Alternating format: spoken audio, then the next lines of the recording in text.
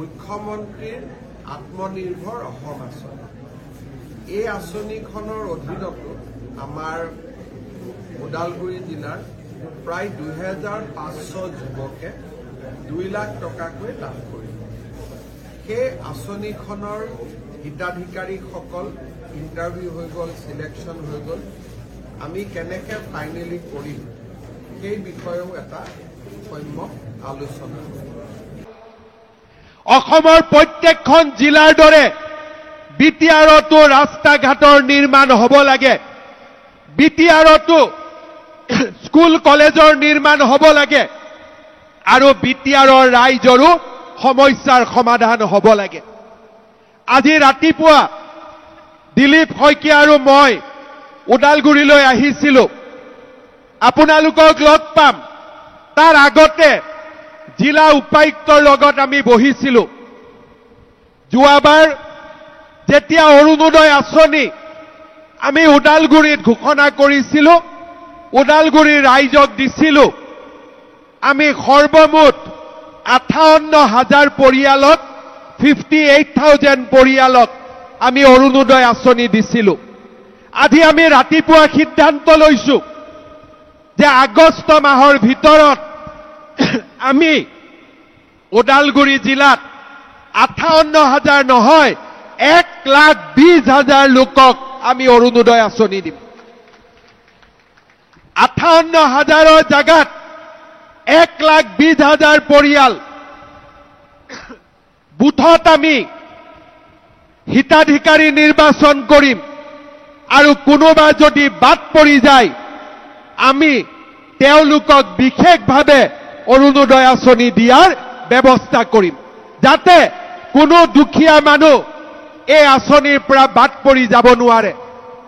শ্ৰদ্ধাৰ ৰাইজ, আজি আমি সমগ্ৰ অসমতে মুখ্যমন্ত্ৰীৰ মহিলা উদ্যমিতা আঁচনি আজি আমি প্ৰস্তুত কৰিছোঁ যে আগষ্ট মাহৰ পৰা আমি এই আঁচনিৰ ধন আমাৰ মহিলাসকলক আমি দিয়া আৰম্ভ কৰিম। ৰাতিপুৱা ডিচিৰ অফিচত আমি বহিছিলোঁ যে আমি ওদালগুৰি জিলাত কিমান মহিলাক আমি মুখ্যমন্ত্ৰীৰ উদ্যমিতা আঁচনি যোগান ধৰিম। আপোনালোকে আচৰিত হ'ব, ওদালগুৰি জিলাৰ 1.5 লাখ মহিলাই এই মহিলা উদ্যমিতা আঁচনি লাভ কৰিব। আজি তাৰ আমি ৰাতিপুৱা মিটিং কৰি সিদ্ধান্ত লৈছোঁ। আমাৰ ওদালগুৰি জিলাৰ 24খন চাহ বাগিচা আছে। এই চাহ বাগিচাৰ শ্ৰমিকসকলৰ প্ৰত্যেকজনে যাতে এটিকলি দুটিপাত আঁচনি পাব পাৰে। আমাৰ ওদালগুৰি জিলাত আমাৰ ডেকা ল'ৰা 3,000 ডেকা ল'ৰা মুখ্যমন্ত্ৰীৰ আত্মনিৰ্ভৰশীল অসম আঁচনিৰ অধীনত উপকৃত হ'ব। তাৰ আজি আমি ৰাতিপুৱা আলোচনা কৰিছোঁ। অৰ্থাৎ ৰাজ্য চৰকাৰে আজি আমাৰ সমগ্ৰ অসমতে যিসমূহ আঁচনি ৰূপায়ণ কৰিছে তাৰ ফলাফল যাতে আমাৰ বিটিআৰৰ ৰাইজে পাব পাৰে, তাৰ বাবে মই ব্যক্তিগতভাৱে অহা 5 দিনত ওদালগুৰি, তামুলপুৰ, বাক্সা, চিৰাং আৰু কোকৰাঝাৰলৈ নিজে যাম, যাতে বিটিআৰৰ কোনো লোক আমাৰ আঁচনিৰ পৰা বঞ্চিত হ'ব নোৱাৰে। শ্ৰদ্ধাৰ ৰাইজ, আজি আমাৰ বাবে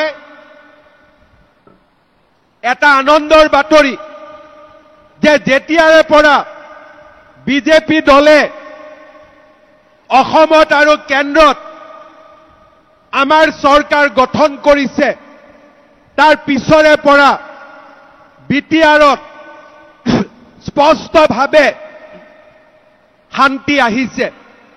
কিন্তু মানুহৰ মনত এতিয়াও কিছুমান দুখ আছে।